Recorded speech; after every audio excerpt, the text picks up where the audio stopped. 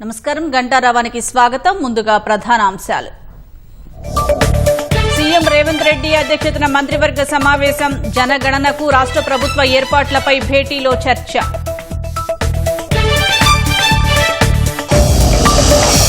Gowrelli project పనుల పురోగతిపై ఉత్తమ్ పొన్నం సమీక్ష. వేగంగా పూర్తి చేసేందుకు సర్కార్ కట్టుబడి ఉందని వెల్లడి.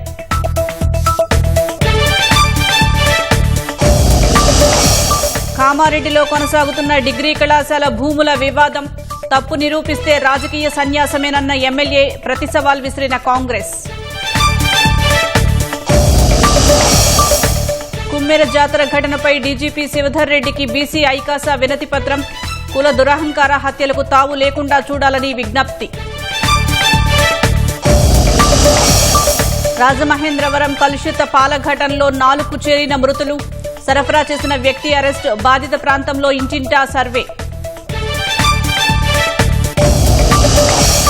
ఢిల్లీలో కాలుష్యం నియంత్రణపై సుప్రీంకోర్టు కీలక ఆదేశాలు.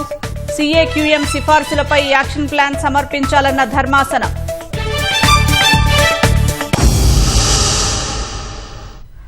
సీఎం రేవంత్ రెడ్డి అధ్యక్షతన మంత్రివర్గ సమావేశం సాగుతోంది. మరిన్ని వివరాలు మా ప్రతినిధి నగేష్ ప్రత్యక్ష ప్రసారం ద్వారా అందిస్తారు. సుజాత, సుమారు 3 గంటలుగా సచివాలయంలో రాష్ట్ర మంత్రివర్గ సమావేశం కొనసాగుతుంది. ముఖ్యమంత్రి రేవంత్ రెడ్డి అధ్యక్షతన జరుగుతున్న కేబినెట్లో వివిధ అంశాలపై చర్చ జరుగుతుంది. ముఖ్యంగా ఈ త్వరలో జరగనున్నటువంటి జనగణన పైన కేబినెట్ సుదీర్ఘంగా చర్చించింది. కేంద్ర ప్రభుత్వం చేపట్టనున్నటువంటి జనగణన కోసం రాష్ట్రంలో జరుగుతున్న ఏర్పాట్లపైన కేబినెట్ చర్చించింది. దీనికి సంబంధించిన జనగణనకు మే 11 నుంచి ప్రధానంగా హౌస్ లిస్టింగ్ కార్యక్రమం జరుగుతుంది. కాబట్టి దానికి సంబంధించి సుమారు 87,000 మంది సిబ్బంది ఉన్నారు. దాన్ని నియమించారు. కాబట్టి వాటన్నిటికి సంబంధించిన ప్రక్రియ ఏ విధంగా ఉంటుంది, అందులో ఎలాంటి ప్రశ్నలు అడుగుతారు, ఆ తర్వాత వచ్చే ఏడాది జరగనున్నటువంటి అంశాల్లో ఏ అంశాలు కొనసాగుతాయి, వీటన్నిటిపైన కూడా కేబినెట్ చర్చించి వీటన్నిటికి సంబంధించి జనగణనకు సంబంధించి అన్ని ఏర్పాట్లు రాష్ట్ర ప్రభుత్వం తరఫున అన్ని ఏర్పాట్లు కూడా చేయాలని కేబినెట్ అధికారులను ఆదేశించింది. ఆ తర్వాత వీటికి సంబంధించి పలు అంశాలపైన అంటే 100 రోజుల ప్రణాళిక పైన కూడా కేబినెట్ చర్చించినట్టుగా తెలుస్తుంది. ముఖ్యంగా వచ్చే నెల 2 నుంచి జూన్ 2వ తేదీ వరకు 100 రోజుల పాటు వేసవిలో ప్రధానంగా ఎలాంటి సమస్యలు లేకుండా తాగునీరు, సాగునీరు, అదేవిధంగా విద్యుత్కు సంబంధించి ఎలాంటి సమస్యలు రాకుండా కీలకంగా వ్యవహరించాలని కేబినెట్ అధికారులకు ఇప్పటికే స్పష్టం చేసింది. వాటి కోసం ఏ నిర్ణయాలు తీసుకోవాలి, ఎంత నిధులు కేటాయించాలి, ఇప్పుడున్నటువంటి పరిస్థితులు ఏంటి, వాటికి ఇంకా ఏ అంశాలు చేయాల్సిన అంశాలు ఉన్నాయనే అంశాలపైన కూడా ఈ 100 రోజుల ప్రణాళికపై కూడా కేబినెట్ చర్చించినట్టుగా తెలుస్తుంది. అదేవిధంగా ఇంకా ఇటీవల జరిగినటువంటి మున్సిపల్ ఎన్నికల ఫలితాలు త్వరలో ఇంకా మళ్ళీ ఇప్పుడు జిహెచ్ఎంసీ కానీ ఆ తర్వాత జెడ్పీటీసీ, ఎంపీటీసీ ఎప్పుడు ఉండాలనే అంశంపైన కూడా చర్చ జరిగినట్టుగా తెలుస్తుంది. వీటికి తోడు రైతు భరోసా అనేది అందరూ ఎదురు చూస్తున్నారు. కేబినెట్లో ఏదైనా కీలకమైన నిర్ణయం వస్తుందా అని ఒక ఉత్కంఠ నెలకొంది. ఎందుకంటే మున్సిపల్ ఎన్నికల తర్వాత రైతు భరోసా వేస్తామని స్వయంగా ముఖ్యమంత్రి చెప్పిన నేపథ్యంలో వాటన్నిటిపైన ఎలాంటి చర్చ జరిగిందనేది మాత్రం ఉత్కంఠ కొనసాగుతుంది. ఇంకా మరో గంట పాటు ఈ కేబినెట్ సమావేశం జరిగే అవకాశం కనిపిస్తుంది. ఆ తర్వాత వాటికి సంబంధించిన కీలక వివరాలన్నీ కూడా మంత్రివర్గ సమావేశానికి సంబంధించిన కీలక వివరాలు మంత్రులు వెల్లడించనున్నారు. సుజాత. నగేష్. గౌరెల్లి ప్రాజెక్టు భూసేకరణ కోసం నిధులను జూన్ 2వ తేదీకి ముందే విడుదల చేస్తామని నీటిపారుదల శాఖ మంత్రి ఉత్తమ్ కుమార్ రెడ్డి తెలిపారు. ప్రాజెక్టు పనుల పురోగతిపై మంత్రులు ఉత్తమ్ కుమార్ రెడ్డి, పొన్నం ప్రభాకర్ సచివాలయంలో సమీక్ష నిర్వహించారు. సంబంధిత కలెక్టర్లు, ఇంజనీర్లు, ఉన్నతాధికారులతో పాటు అడ్వకేట్ జనరల్ సమావేశంలో పాల్గొన్నారు. గౌరెల్లి ప్రాజెక్టు కాంగ్రెస్ ప్రభుత్వానికి ప్రాధాన్యత ప్రాజెక్టు అన్న ఉత్తమ్ కుమార్ రెడ్డి అవాంతరాలను అధిగమించి త్వరితగతిన పూర్తి చేసేందుకు కట్టుబడి ఉన్నామని స్పష్టం చేశారు. అదనపు ఆయకట్టు కోసం జలాశయ సామర్థ్యాన్ని 1.41 టీఎంసీల నుంచి 8.23 టీఎంసీలకు పెంచి సవరించిన ప్రతిపాదనలు ప్రభుత్వం ముందు పెట్టినట్లు చెప్పారు. ప్రాజెక్టు కోసం మరో 2 రోజుల్లో విచారణకు రానున్నందున అవసరమైన వ్యూహంతో సిద్దంగా ఉండాలని అడ్వకేట్ జనరల్ను ఉత్తమ్ ఆదేశించారు. అర్ధాంతరంగా నిలిచిపోయిన గౌరెల్లి ప్రాజెక్టును పూర్తి చేసేందుకు అన్ని వైపులా అవసరమైన చర్యలు తీసుకుంటున్నామని చెప్పారు. భూ పరిహారం విషయంలో విధానపర నిర్ణయాలు న్యాయపరంగా తీసుకోవాలని పొన్నం మంత్రి ఉత్తమ్ను కోరారు. ఎట్లా క్రాస్ చేయాలి, అదేవిధంగా ఆ ప్రాజెక్టులో ఎట్లా ముందుకు పోవాలి, ల్యాండ్ అక్విజిషన్ విషయంలో మరి ఏ విధంగా మనం ముందుకు పోవాలి. నేను స్పష్టంగా ఒక అష్యూరెన్స్ ఇచ్చిన, ల్యాండ్ అక్విజిషన్కి వెంటనే అమౌంట్ విడుదల చేస్తామని చెప్పి మంత్రి గారికి అధికారులకు కూడా అష్యూరెన్స్ ఇవ్వడం జరిగింది. మరి న్యాయ చిక్కులు ఏ విధంగా అధిగమించాలని చెప్పి కూడా డిస్కస్ చేసినాం. సుప్రీంకోర్టులో కూడా మనం తప్పనిసరిగా మనం గెలుస్తాం, ఎన్వైరన్మెంట్ క్లియరెన్స్ వస్తుందనే నమ్మకం, విశ్వాసం నాకుంది.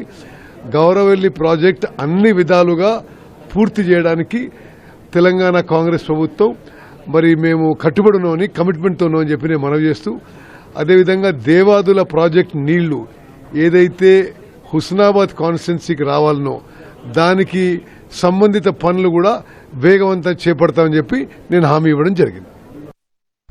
ఐటీ రంగంతో పాటు banking, life sciences, aerospace, fintech, deep tech లో హైదరాబాద్ ను గ్లోబల్ వాల్యూ క్రియేషన్ హబ్ గా తీర్చిదిద్దేందుకు చిత్తశుద్దితో పనిచేస్తున్నామని ఐటీ శాఖ మంత్రి శ్రీధర్ అన్నారు. ఇందుకోసం పరిశ్రమల అవసరాలకు అనుగుణంగా యువతకు నైపుణ్య శిక్షణ ఇస్తున్నట్లు చెప్పారు. హైదరాబాద్ లోని ఫైనాన్షియల్ డిస్టిక్ట్ లో అంతర్జాతీయ బీమా సంస్థ హార్ట్ పోర్ట్ ఏర్పాటు చేసిన the heart port India technology centre ని శ్రీధర్ బాబు ప్రారంభించారు. ఈ కేంద్రం ద్వారా ఏఐ, రిస్క్ ఇంటెలిజెన్స్ తో కూడిన ఆధునిక బీమా రంగంలో హైదరాబాద్ బ్రాండ్ ఇమేజ్ మరింత పెరుగుతుందని తెలిపారు.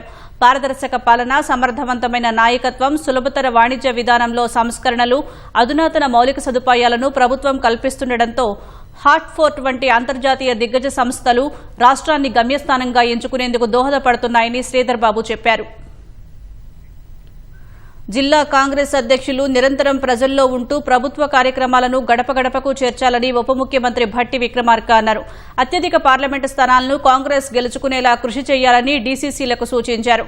కాంగ్రెస్ పార్టీని బలహీనపరిచేందుకు బీజేపీ కుట్రలు చేస్తోందని ఆరోపించిన ఆయన సామాజిక రుగ్మతల పరిష్కారానికి రాహుల్ ప్రధాని కావాల్సిన అవసరం ఉందని భట్టి స్పష్టం చేశారు. వికారాబాద్, అనంతగిరిలో తెలుగు రాష్ట్రాల కాంగ్రెస్ జిల్లాల అధ్యక్షుల శిక్షణా శిబిరానికి పీసీసీ అధ్యక్షుడు మహేష్ కుమార్ గౌడ్తో కలిసి హాజరయ్యారు. రాజ్యాంగ విలువలను కాపాడటం ప్రతి కార్యకర్త బాధ్యత అని భట్టి విక్రమార్క గుర్తు చేశారు. పార్టీ బలోపేతం, నాయకత్వ సామర్థ్యాల అభివృద్ది లక్ష్యంగా కార్యక్రమం సాగుతుందని పీసీసీ అధ్యక్షుడు మహేష్ కుమార్ గౌడ్ పేర్కొన్నారు. నాయకత్వ నైపుణ్యాలు, ప్రజా సమస్యల పరిష్కారాలపై శిక్షణ ఇస్తున్నామన్న ఆయన ఎన్నికల వ్యూహరచన, సోషల్ మీడియా, కార్యాచరణ ప్రణాళికలపై తర్ఫీదు ఉంటుందన్నారు. గ్రామస్థాయి వరకు కాంగ్రెస్ సిద్ధాంతాలను తీసుకువెళ్లడం ప్రధాన ఉద్దేశమని మహేష్ కుమార్ గౌడ్ వివరించారు. కామారెడ్డి ప్రభుత్వ డిగ్రీ కళాశాల భూముల అంశంలో ఎమ్మెల్యే వెంకటరమణారెడ్డి, కాంగ్రెస్ నాయకుల మధ్య వివాదం రోజురోజుకి తీవ్రతరమవుతోంది. తప్పు చేశారని నిరూపిస్తే పదవికి రాజీనామా చేస్తారని బీజేపీ నేత సవాల్ విసురుతుండగా, అవినీతిని ఆధారాలతో సహా ప్రజాక్షేత్రంలో ఎండగట్టి రాజకీయాల నుంచి సాగనంపుతామని కాంగ్రెస్ ప్రతి సవాల్ విసురుతోంది. కామారెడ్డి ప్రభుత్వ డిగ్రీ కళాశాల భూముల విషయంలో తాను తప్పు చేసినట్లు నిరూపిస్తే రాజకీయ సన్యాసం తీసుకుంటానని ఎమ్మెల్యే వెంకటరమణారెడ్డి సవాల్ విసిరారు. కళాశాల భూముల్లో ఒక్క గజం ఆక్రమించినట్లు రుజువు చేసిన పదవికి రాజీనామా చేస్తానని స్పష్టం చేశారు. ఈ విషయంపై జిల్లా కలెక్టర్ ఆశిష్ సాంగ్వన్ ను కలిసిన ఎమ్మెల్యే వారంలో ప్రభుత్వ భూముల అన్యాక్రాంతంపై సమగ్ర నివేదిక ఇవ్వాలని కోరారు. ప్రజా అవసరాల దృష్ట్యా రైతుల నుంచి భూములు సేకరించి విద్యా సంస్థలు, ఇతర ప్రభుత్వ రంగాలకు అధికారుల సమక్షంలో కేటాయించామన్నారు. ఎన్ని కేసులు పెట్టినా నిజాలు నిరూపించే వరకు భయపడేది లేదని స్పష్టం చేశారు. ఈ సమాచార హక్కు చట్టం కింద మనము ప్రభుత్వానికి అంటే అధికారులకు పెట్టడం జరిగింది. ఇవాళ MRO Kamareddy, RDO Kamareddy, additional collector revenue Kamareddy వారికి పెట్టడం జరిగింది. అట్లాగే కలెక్టర్ గారిని కలిసి ఇవాళ ఒక అప్లికేషన్ ఇచ్చి ఈ వారం 10 రోజుల లోపల దాంట్లో ఏదైనా తప్పు జరిగితే నేను ఇప్పుడు నా మాట మీద నిలబడే ఉన్నా. ఒక్క గజం కాదు, 1 ఇంచ్ జాగా అటు ఇటు పోయినట్టయితే అది కింద మా కుటుంబం కానీ మేము కానీ ఈ 60 సంవత్సరాల్లో ఎప్పుడైనా తప్పు చేసినట్టయితే ఇవాళ రాజీనామా చేసి రాజకీయ సన్యాసం చేయడానికి నేను సిద్ధంగా ఉన్నాను. ఎమ్మెల్యే సవాల్కు స్పందించిన స్థానిక కాంగ్రెస్ నాయకులు పక్కా ఆధారాలతో సిద్ధంగా ఉన్నామని స్పష్టం చేశారు. జిల్లా పాలనాధికారిని కలిసిన ఎన్ఎస్యుఐ బృందం డిగ్రీ కళాశాల భూములపై సమగ్ర విచారణ జరిపించాలని కోరారు. ముఖ్యమంత్రిని కలిసి నిజాలు నిగ్గు తేల్చమని విజ్ఞప్తి చేశామని నాయకులు తెలిపారు. మేము అన్ని డాక్యుమెంట్లు తీసుకుని వచ్చినాం. ఎందుకండి తప్పుదోవ పట్టించారు ప్రజల్ని? మేము ఆధారాలు తీసుకుని రుజువు చేయడానికి వచ్చాం. మీతో రాజీనామా చేయడానికి వచ్చాము. మీరు స్పీకర్ ఫార్మాట్ లో రాజీనామా చేస్తామని చెప్పారు, రాజీనామా చేయడానికి వచ్చాం. ఆర్టీఐ కాదు సార్, ఐజీఆర్ఎస్ వెబ్సైట్ లో 82 పేజీల డాక్యుమెంట్ ఉంది. మీరు సంతకాలు ఉన్నాయి, దాంట్లోనే ఉన్నాయి కదా ఇవన్నీ. ప్రెస్ కే రిలీజ్ చేస్తున్నా. ఇది ఆర్డీఓ గారు ఇచ్చినటువంటి రిపోర్ట్ కాపీ. ఇవన్నీ మీ వల్లనే, మీ తప్పుల వల్లనే జరిగినాయి. కేసుల విషయంలో ఎందుకు స్పందించలేదు? వాటికి సమాధానం చెప్పమంటే దాటవేసే ధోరణి. టెన్షన్ ఎందుకు పడుతున్నారు? తప్పు చేయకపోతే సీఎం గారితోనే ఎంక్వైరీ కమిటీ వేపిస్తాం. నిజాలు నిగ్గు తెలుస్తాం, మీ అవినీతిని మొత్తం బయట పెడతాం, మీతో రాజీనామా చేయించి కామారెడ్డిలో ఒక జేఏసీని ఏర్పాటు చేసి కాలేజీ ఆస్తుల పరిరక్షణ కమిటీని ఏర్పాటు చేయబోతున్నాం. ఇరు వర్గాల సవాళ్లు ప్రతి సవాళ్లతో ఒక్కసారిగా కామారెడ్డి రాజకీయం వేడెక్కింది. రాజమహేంద్రవరంలో అనూరియా మరణాలు తీవ్ర ఆందోళన కలిగిస్తున్నాయి. ఇప్పటి వరకు 4 మృతి చెందినట్లు అధికారులు ప్రకటించారు. వరుస మరణాలతో అప్రమత్తమైన అధికారులు ఇంటింటి సర్వే నిర్వహిస్తున్నారు. రక్త నమూనాలు సేకరించి పరీక్షిస్తున్నారు. ఆయా నమూనాల పరీక్షల ఫలితాలు వచ్చాకే కలుషిత పాల వల్లే ఆరోగ్య సమస్యలు తలెత్తాయా లేక మరే కారణమా అనే అంశంపై స్పష్టత వస్తుందని అధికారులు తెలిపారు. రాజమహేంద్రవరం చౌడేశ్వరి నగర్ పరిసర ప్రాంతాల్లో ఈ నెల 15 నుంచి వాంతులు, మూత్ర విసర్జన కాకపోవటం, పొట్ట ఉబ్బటం తదితర సమస్యలతో ఒక్కొక్కరుగా పలువురు ఆస్పత్రిలో చేరారు. ఒకే కుటుంబానికి చెందిన 4 అనారోగ్యానికి గురవగా వారు నిన్న అధికారులకు సమాచారమిచ్చారు. ఆస్పత్రిలో పాలైన బాధితులందరికీ ఒకే వ్యక్తి పాలు విక్రయిస్తుండగా అక్కడే కల్తీ జరిగి ఉండొచ్చని వైద్యాధికారులు, బాధితులు పోలీసులకు తెలిపారు. ఆస్పత్రిలో చేరిన వారిలో తాడి కృష్ణవేణి, తాడి రమణి, రాధాకృష్ణమూర్తి, శేషగిరిరావు మరణించారు. తాడి కృష్ణవేణి, తాడి రమణి వాంతులు, మూత్ర సమస్యలతో ఈ నెల 20న కాకినాడ ప్రభుత్వ ఆసుపత్రిలో చేరారు. వారికి వైద్యులు డయాలసిస్ చేసినప్పటికీ పరిస్థితి విషమించి మృతి చెందినట్లు వైద్యులు తెలిపారు. అనేక మంది బాధితులు వివిధ ఆసుపత్రుల్లో చికిత్స పొందుతుండగా కలుషిత పాలు తాగి అస్వస్థతకు గురై బాధితులు ఆసుపత్రుల్లో చేరినట్లు ఆరోపణలు వెల్లువెత్తాయి. ఈ మేరకు అప్రమత్తమైన అధికార యంత్రాంగం బాధితుల నివాస ప్రాంతాల్లో పాలు, నీరు, ఇతర నమూనాలు సేకరించి పరీక్షిస్తున్నారు. వైద్యారోగ్య శాఖ అధికారులు క్షేత్రస్థాయిలో వైద్య శిబిరాలు ఏర్పాటు చేశారు. ఇంటింటా సర్వే చేపట్టి రక్త నమూనాలు సేకరిస్తున్నారు. ఇప్పటి వరకు సర్వే చేసిన ఇళ్లలోని వారంతా ఆరోగ్యంగా ఉన్నారని తూర్పుగోదావరి కలెక్టర్ చేకూరి కీర్తి తెలిపారు. కిడ్నీ సమస్యలకు సంబంధించి ఎలాంటి లక్షణాలున్నా చికిత్స అందిస్తున్నామని చెప్పారు. పాల సేకరణ జరుగుతోన్న 42 మంది రైతులకు చెందిన పశువులు, వాటి ఆహారం నమూనాలు సేకరించామని తెలిపారు. 2-3 రోజుల్లో ఆయా నివేదికలు వస్తాయని వెల్లడించారు. డిఫరెంట్ హాస్పిటల్స్ లో 12 మంది వరకు మన రాజమండ్రి అర్బన్ హాస్పిటల్స్ లో ఈ అక్యూట్ రీనల్ ఫెయిల్యూర్ తో సఫర్ అవుతూ ఉన్నారు. కొంతమంది డయాలసిస్ లో ఉన్నారు. అందరికీ కూడా ఎలివేటెడ్ రీనల్ లెవెల్స్ ఉన్నాయి. వీళ్ళందరికీ కూడా మనం కామన్ లింక్ చూస్తే there is one milk vendor who supplying milk to all this families. 106 families కి పాలు ఇవ్వడం జరిగింది. ఆయన పాలు సప్లై చేయడం జరిగింది. వాళ్ళందరికీ కూడా బ్లడ్ శాంపిల్స్ తీస్తున్నాము. ఇంటింటి సర్వే ప్రకారము ఎవరికైతే ఆయన పాలు సప్లై చేశారో ప్రిలిమినరీ రిజల్ట్ ఇప్పుడు వరకు అందరూ కూడా సేఫ్ గానే ఉన్నారు. సో ఎవ్రీడే సర్వేలెన్స్ మనము ఈ ఫ్యామిలీస్ మీద చేపడుతూ ఉంటాము. So that sudden onset of any symptoms వచ్చినా సరే వెంటనే మనము ఎర్లీ ఇంటర్వెన్షన్ తీసుకుని we will be able to save life. పాలు సరఫరా చేస్తున్న వ్యక్తిని అదుపులోకి తీసుకుని విచారిస్తున్నట్లు ఎస్పీ నరసింహ కిషోర్ తెలిపారు. అనధికారికంగా నడుపుతున్న అతడి డైరీని సీజ్ చేశామన్నారు. శివరాత్రి 16వ తారీఖు మార్నింగ్ ఈ consumers they reported sir milk is కొంచెం చేదుగా ఉంది. సో దెన్ నెక్స్ట్ 2 days అయిన మళ్ళీ నార్మల్ గా కొంతమందికి పెట్టారు. తర్వాత నుంచి మెడికల్ అడ్మిషన్ స్టార్ట్ అయినాయి. As of now is not confessing anything. మనం ఇంటరాగేట్ చేస్తున్నాం, ఎగ్జామినేషన్ చేస్తున్నాం. సో దీనికి సంబంధించి ఆయన హౌస్ ని కానీ లేకపోతే ఆయన చిన్న అనాథరైజ్డ్ డైరీ మెయింటైన్ చేసే రూమ్ ని కానీ మనం కంప్లీట్ గా సీజ్ చేశాము. ఈ ఫోరెన్సిక్ సంబంధించి పంపించాల్సిన మెటీరియల్ సీజ్ చేశాము.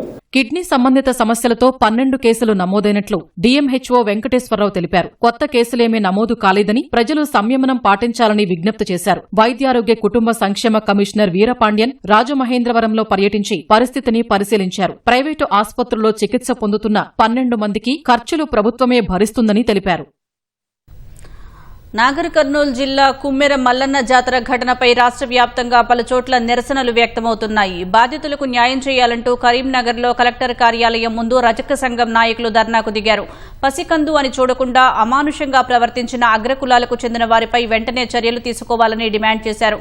రాష్ట్రంలో శాంతి భద్రతలు పూర్తిగా దెబ్బతిన్నాయని మాజీ మంత్రి శ్రీనివాస్ గౌడ్ ఆరోపించారు. కుమ్మెర మల్లన్న జాతరలో 2 నెలల చిన్నారి మృతి ఘటనపై వెంటనే చర్యలు తీసుకోవాలని డీజీపీ శివధర్ రెడ్డికి వినతిపత్రం ఇచ్చారు. కులం పేరుతో వివక్ష చూపి బాధిత మహిళపై దాడి చేసి పసికందు అని కూడా చూడకుండా హత్య చేశారని ఆయన ఆరోపించారు. బాధిత కుటుంబానికి ప్రభుత్వం 1 కోటి ఆర్థిక సహాయం అందించి ఆమెకు ప్రభుత్వ ఉద్యోగం ఇవ్వాలని శ్రీనివాస్ గౌడ్ డిమాండ్ చేశారు. కులాలకు మతాలకు అతీతంగా ఈ సంఘటన పైన స్పందించాల్సిన అవసరం ఉంది. ప్రతి ఒక్క వ్యక్తి ఖండించి బాధితుల కుటుంబానికి అండగా నిలబడి చట్టరీత్యా యాక్షన్ అయ్యేటట్లు ఉండాలి. లేనట్టయితే పెద్ద ఎత్తున మేము కార్యక్రమాలు చేస్తాం. భారతదేశంలో కూడా ప్రతి రాష్ట్రంలో కూడా తెలియజేస్తాం. 2 నెలల పసిగూడను కాలుతో తన్ని చంపేస్తే ఆ మహిళలను అనేక రకాలుగా చేస్తే పట్టించుకోరా? వీళ్ళకు ఎవరైతే అధికారులు రాజకీయ నాయకులు బాసటగా ఉంటారో వాళ్ళని కూడా ఇందులో చేర్చాలి. ఇమ్మీడియట్గా సంబంధించిన అధికారులను సస్పెండ్ చేసి డిస్మిస్ చేయాలి. ఇలాంటి చీడ పురుగులు డిపార్ట్మెంట్లో ఉంటే డిపార్ట్మెంట్కి చెడ్డ పేరు. చట్టపరంగా వాళ్ళ మీద యాక్షన్ తీసుకోవాలని మేము డిమాండ్ చేస్తా ఉన్నాం. మళ్లీ రాష్ట్రంలో కుల దురహంకార హత్యలకు తావు లేకుండా చూడాలని డీజీపీ శివధర్ రెడ్డికి బీసీ ఐకాసా చైర్మన్ జాజుల శ్రీనివాస్ గౌడ్ కోరారు. నాగర్ కర్నూలు జిల్లా కుమ్మెరు జాతరలో చోటు చేసుకున్న చిన్నారి మృతి ఘటనలో నిందితులను తక్షణమే అరెస్టు చేయాలన్నారు. నిందితులపై హత్య కేసుతో పాటు ఎస్సీ ఎస్టీ అట్రాసిటీ యాక్ట్ నమోదు చేయాలన్నారు. బాధిత కుటుంబానికి 10 లక్షల రూపాయల ఆర్థిక సాయం ప్రకటించాలన్నారు. దళిత బీసీ కుటుంబానికి న్యాయం జరిగే వరకు రాష్ట్ర వ్యాప్తంగా బీసీ ఐకాసా పోరాడుతుందని స్పష్టం చేశారు. మేము ఒక్కటే డీజీపీ గారికి మేము విజ్ఞప్తి చేస్తున్నాం. ఈ సందర్భంగా మళ్లీ తెలంగాణ రాష్ట్రంలో కుల దురహంకార హత్యలు జరగకుండా 2 నెలల పసిగుడ్డును హత్య చేసి బీసీ దళిత కుటుంబం మీద దాడి చేసి ఇవాళ ఏదైతే చిత్రహింసలకు గురి చేశారో అట్లాంటి వాళ్ళని తక్షణమే అరెస్ట్ చేసి కఠినంగా శిక్షిస్తే రేపు భవిష్యత్తులో తెలంగాణ రాష్ట్రంలో ఇంకెవరైనా ఇలాంటి కుల దురహంకార హత్యలు గాని అత్యాచారాలు గాని కులం పేరుతో దూషించడం గాని దేవుని గుళ్ళకు రానియకుండా అవమానించడం గాని ఈ సంఘటన జరగవు. ఓవేళ పోలీస్ శాఖే గనక వీళ్ళని కాపాడే ప్రయత్నం చేస్తే ఇట్లాంటి సంఘటనలు కోకొల్లలు అవుతాయి. ఇది మంచి పద్ధతి కాదు. హైదరాబాద్ లోని బంజారా హిల్స్ లో రోడ్డు ప్రమాదం జరిగింది. బైక్ ను వాటర్ ట్యాంకర్ ఢీకొన్న ఘటనలో 2 మృతి చెందారు. మృతులను హోంగార్డు సయ్యద్ హుస్సేన్, యువతి అక్షితగా గుర్తించారు. సంతోష్ నగర్ ట్రాఫిక్ పిఎస్ లో సయ్యద్ హుస్సేన్ హోంగార్డుగా విధులు నిర్వర్తిస్తున్నట్లు పోలీసులు తెలిపారు. ఆ తర్వాత పార్ట్ టైం గా ర్యాపిడో బైక్ డ్రైవర్ గా పనిచేస్తున్నారన్నారు. ఉదయం అక్షిత ర్యాపిడో ద్వారా రైడ్ బుక్ చేసుకుని సయ్యద్ హుస్సేన్ వాహనంపై బయలుదేరారు. ఈ క్రమంలో బంజారా హిల్స్ లో వెనుక నుంచి వచ్చిన వాటర్ ట్యాంకర్ ద్విచక్ర వాహనాన్ని ఢీకొట్టగా అక్కడే మృతి చెందారు. ఘటనపై పోలీసులు కేసు నమోదు చేసి దర్యాప్తు చేస్తున్నారు.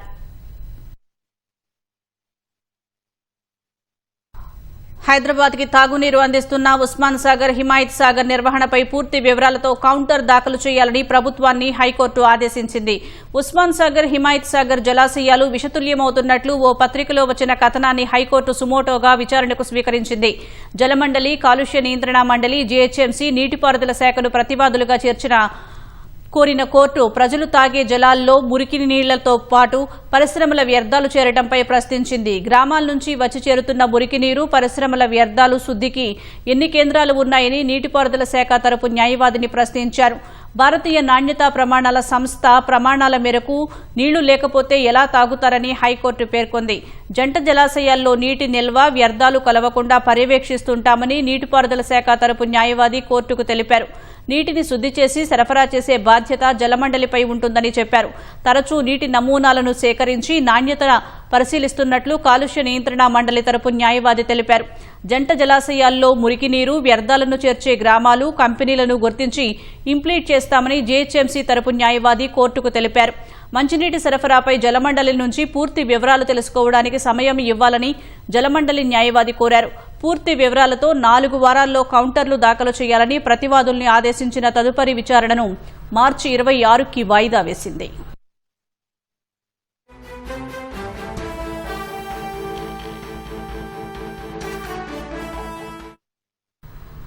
గంజాయి ముఠా దాడిలో మరణించిన ఎక్సైజ్ కానిస్టేబుల్ సౌమ్య సోదరుడికి నిజామాబాద్ కలెక్టర్ ఇలా త్రిపాఠి ఉద్యోగ నియామక పత్రం అందజేశారు.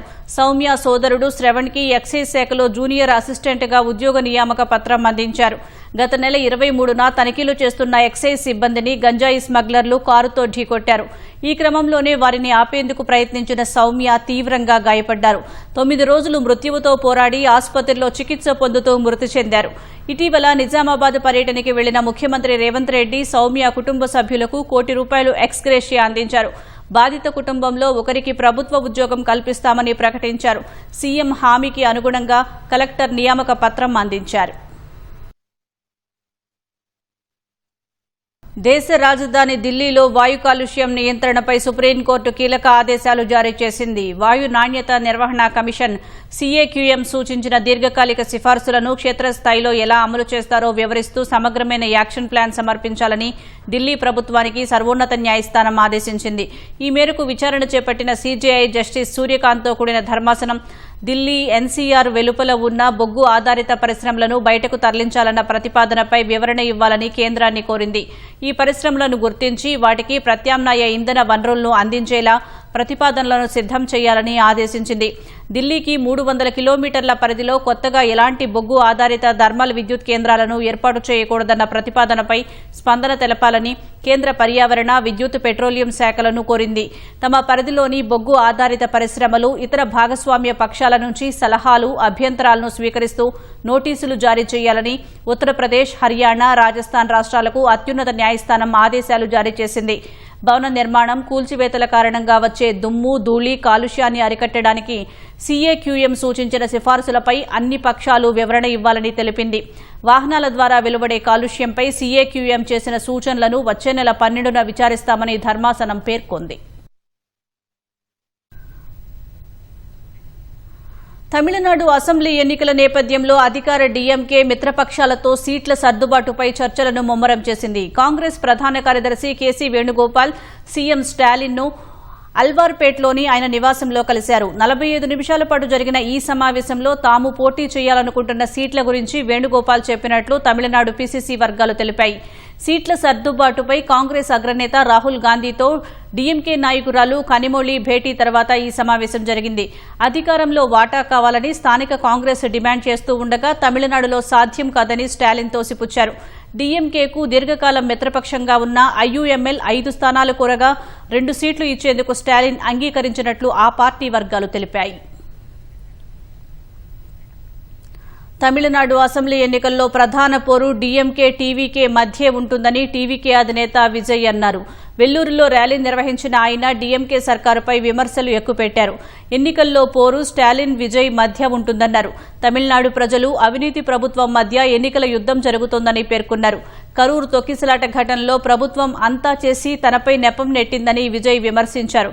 తమిళనాడులో రాజకీయ నేతలంతా స్నేహితులేనని స్టాలిన్ అంటున్నారన్న విజయ్ DMKకు లంచాలు, అవినీతి, రాజకీయ ప్రయోజనాలే అసలైన స్నేహితులని ఎద్దేవా చేశారు. తమ పార్టీ అధికారంలోకి వస్తే ఎన్నికల హామీలన్నింటినీ అమలు చేస్తామని విజయ్ చెప్పారు. అధికారం చేపట్టిన తర్వాత ప్రతి గ్రామానికి వచ్చి ప్రజలందరినీ కలుస్తారని విజయ్ తెలిపారు. TVK కార్యకర్తలను ఎవరూ కొనలేరన్న ఆయన విజిల్ గుర్తుకే ఓటు వేస్తారని పేర్కొన్నారు. ప్రపంచ దేశాలపై అమెరికా అధ్యక్షుడు ట్రంప్ ఎడాపెడా విధించిన టారిఫ్లు చెల్లబోవని ఆ దేశ సుప్రీంకోర్టు ఇచ్చిన తీర్పునకు అనుగుణంగా అధికార యంత్రాంగం చర్యలు ప్రారంభించింది. సుప్రీంకోర్టు చెల్లవని చెప్పిన టారిఫ్లను ఈ నెల 24 నుంచి వసూలు చేయబోమని US customs and border protection ప్రకటించింది. అంతర్జాతీయ అత్యయిక ఆర్థిక అధికారాల చట్టం కింద ట్రంప్ విధించిన టారిఫ్ల వసూళ్లను అమెరికా కాలమానం ఫిబ్రవరి 24వ తేదీ మారే అర్ధరాత్రి నుంచి నిలిపివేయనున్నట్లు పేర్కొంది. ఈ మేరకు సమాచారాన్ని ఇప్పటికే దిగుమతిదారులకు అందజేసినట్లు తెలిపింది. అయితే ఇప్పటి వరకు దిగుమతిదారులు చెల్లించిన టారిఫ్లను రిఫండ్ చేస్తారా లేదా అన్న దానిపై కస్టమ్స్ అండ్ బోర్డర్ ప్రొటెక్షన్ స్పష్టతనివ్వలేదు. మరోవైపు సుప్రీంకోర్టు తీర్పును ఏమాత్రం పట్టించుకుని ట్రంప్ ప్రపంచ దేశాలపై 15% సుంకాలు విధిస్తున్నట్లు మళ్లీ ప్రకటన చేశారు. ఈ కొత్త టారిఫ్లు ఫిబ్రవరి 24 నుంచి అమల్లోకి వస్తాయని చెప్పినప్పటికీ ఇందుకు సంబంధించి ఎగ్జిక్యూటివ్ ఆదేశాలు ఇంకా జారీ కాలేదు. ఫలితంగా కొత్త టారిఫ్లు రేపటి నుంచే వర్తిస్తాయా లేదా అన్న దానిపై స్పష్టత లేదు.